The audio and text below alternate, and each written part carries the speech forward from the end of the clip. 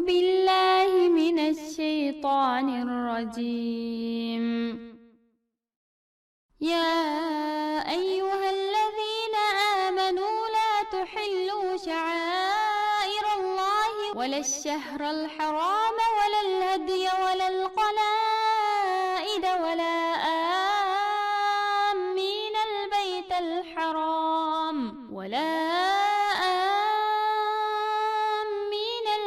الحرام يبتغون فضلا من ربهم ورضوانا وإذا حللتم فاصطادوا ولا يجرمنكم شنآن قوم أن صدوكم عن المسجد الحرام أن تعتدوا وتعاونوا على البر والتقوى ولا تعاونوا على الإثم والعدوان واتقوا الله إن الله شديد العقاب.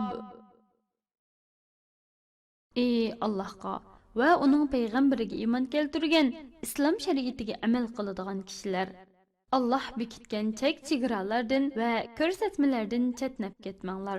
Zulqa'da, Zulhijja, Muharram va Rajabdan iborat urush qilish cheklangan oyda urush qilishni halol sanamanglar.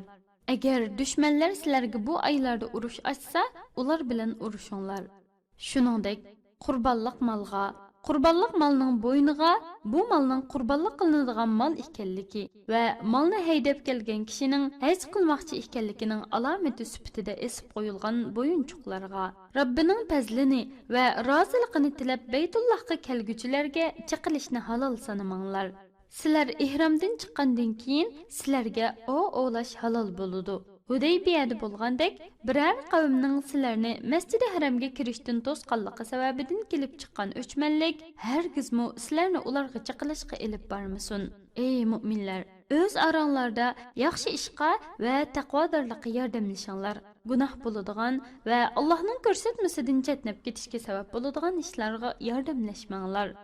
Allohning amriga xiloflik qilishdan hazar aylanglar. Chunki Allohning azobi qattiqdir.